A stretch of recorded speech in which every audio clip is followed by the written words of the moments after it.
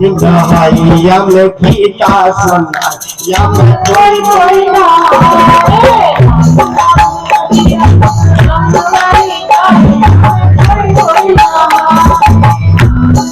नदिया सुगम बही जाए हम कोई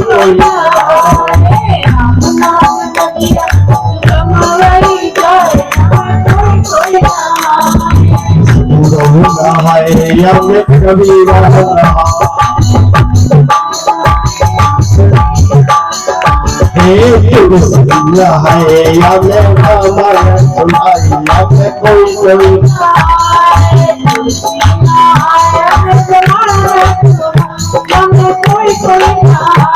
राम नाम नदिया सुगंध बही जाए हमें कोई राम नाम नदिया सुगंध बही जाए कोई आबू नहाए यमे आबू नहाए आबू नहाए यमे आबू नहाए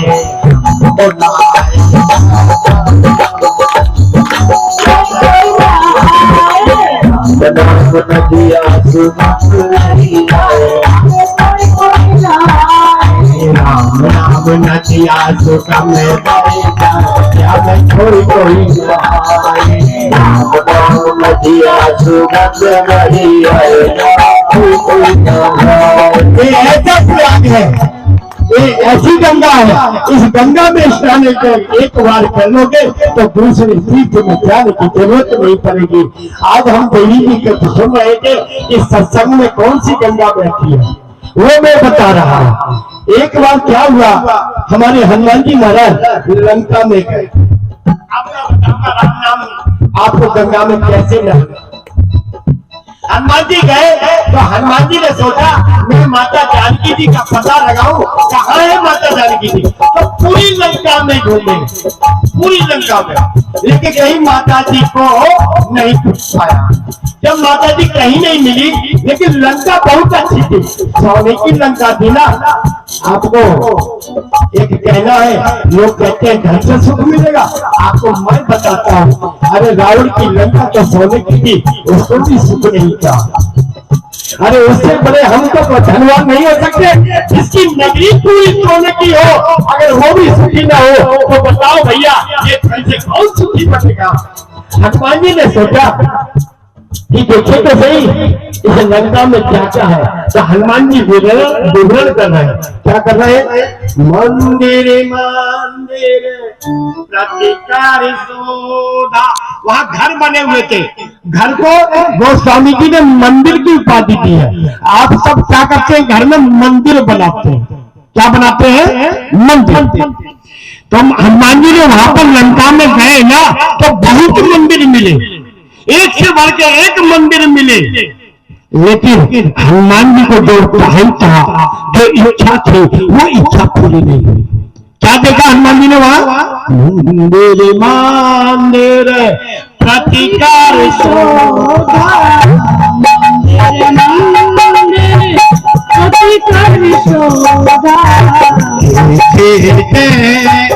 अग्नि की जोधा,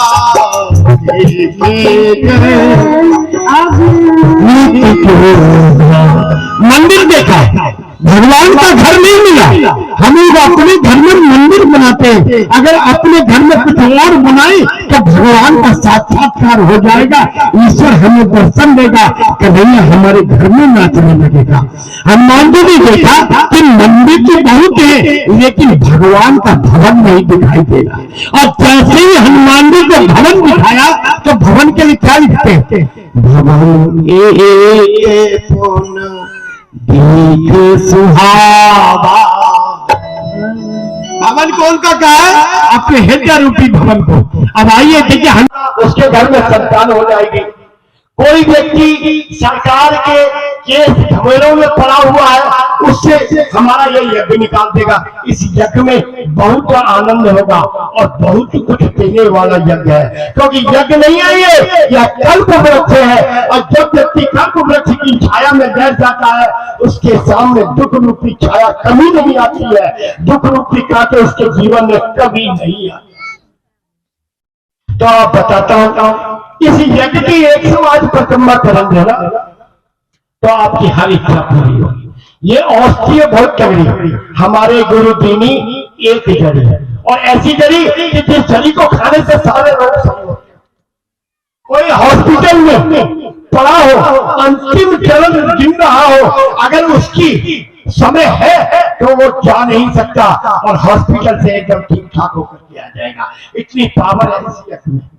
आपने, मैं तो नहीं था लेकिन मुझे फोन आया कि अग्निदेव भगवान इतने अच्छे से बात यहाँ पर प्रकट हुए जिसका कोई कहना नहीं। मैंने सुना है कि अग्निदेव महाराज इतनी जल्दी प्रसन्न हुए। आज आपके घर में साक्षात भगवान का अवतार हुआ है, माता जगत जननी का अवतार हुआ है। इस मौके को न खोए। और हमारे पास कई संतान भक्त आए हैं, उनके लिए मैं एक उपाय बताता हूं, उनको संतान अवश्य प्राप्त हो। जब आप प्रधान कुंड के सामने गेट बना हुआ है प्रथम द्वार, वहां से परिक्रमा शुरू करेंगे और एक चौपाई बोलेंगे कि जाकर नाम सुनत शुभ होई मोरे प्रभु आवे सोई। इस मंत्र का जाप करते हुए और 108 कोई भी फल ले ले, उनके घर में संतान प्राप्ति हो जाएगी। जिसके घर में रोग लग गया है, किसी को रोग नहीं छोड़ रहा है, निरोगी होना चाहता है, रोग से उरीन होना चाहता है, तो इसकी 108 परिक्रमा लगाए। छुआरा होता है ना, छुआरा जानते हैं ना, उस छुआरे के 108 दाने गए और एक करके एक परिक्रमा करे, अपने ऊपर से एक बार छुआरा घुमाए और वहां सामने रख दे और 108 परिक्रमा करे, आपकी बीमारी खत्म हो जाएगी। मंत्र ये बोल रहा है, दैविक भौतिक ताता राम राज्य का हूं नहीं। इस प्रकार से आप यहाँ पर परिक्रमा करें, आपका रोग खत्म हो जाएगा। जो माताएं निर्धन है, जिनके पास धन नहीं है, नौकरी चाहती है, कोई भैया नौकरी से देख करे, उनको कोई रोजगार नहीं है, यहाँ रोजगार भी मिलेगा। वो अपने हाथ में 108 दाना बादाम की गिरी लेकर के आए और 108 परिक्रमा करे और कहे विश्व धन पोषण कर जोई ताकर नाम भरत सोई। इस चौपाई का जाप करते हुए 108 परिक्रमा करेगा, उसको कोई रोजगार मिल जाएगा, वह बेरोजगार नहीं रहेगा। इस प्रकार से इस यज्ञ के कल्प वृक्ष के नीचे बैठ करके आपको बहुत कुछ मिल सकता है, लेकिन याद रखना विश्वास फल जाएगा। जब तक आपको विश्वास नहीं होगा आपको फल नहीं मिलेगा। ये मैं पहले बोलूंगा। इसके एवज में एक छोटी सी मैं कथा सुनाता हूँ कि एक संत जी थे, उनके पास एक भक्त गया और बोला, महाराज मुझे भगवान से मिलना है, मुझे श्री राम से मिलना है, मुझे कोई उपाय बताओ जिससे भगवान मिल जाए। संत ने बोला, बेटा भगवान का भजन करो, दर्शन हो जाएंगे। लेकिन भगत जिद पे आ गया कि नहीं महाराज, कोई ऐसा उपाय बताओ जिससे जल्दी दर्शन हो जाए। महात्मा बेचारे परेशान हो गए भक्त की जिद के सामने। तो महात्मा जी ने कहा, जाओ बच्चा, मैं एक उपाय बताता हूँ, वो उपाय करना, तुम्हें प्रभु श्री राम के दर्शन हो जाएंगे। तो महाराज बताओ। एक मंत्र निकाल, एक कागज की पुड़िया बंद करी और कहा इसको बंद रखो, एक त्रिशूल बनाओ 3.5 हाथ का, और फलानी जगह जंगल में जाना, वहां एक पीपल का वृक्ष है, उसके नीचे गाड़ देना और पेड़ के ऊपर चढ़ जाना और वहां कहना, हे गोस्वामी तुलसीदास जी के श्री राम जी, अगर उनकी वाणी सत्य हो तो आप मुझे दर्शन दे। ऐसा कहकर के दिमाग लगा देना, तुम्हें भगवान के दर्शन हो। विश्वास फल जाएगा। जब तक व्यक्ति विश्वास नहीं करता फल की प्राप्ति नहीं। संत की बात सुनी और भगत चला गया, पेड़ के नीचे अपना त्रिशूल लगाया और पेड़ के ऊपर चढ़ गया। और जैसे ही छलांग लगाने को किया, वैसे ही उसके मन में एक बात आ गई कि कहीं मैं मर गया और राम जी के दर्शन ना हुए तो मेरी तो आशा ही पूरी बेकार हो गई। जब वो चढ़े और उसके मन में यही विश्वास आ गया, क्योंकि गोस्वामी जी ने कहा था कि अगर आप गोस्वामी तुलसीदास जी के श्री राम जी है तो मैं उनके मंत्र में विश्वास करके छलांग लगा रहा हूं, मुझे दर्शन दे। उसको विश्वास नहीं था, इसीलिए बार बार उसके मन में आता था मैं मर गया तो।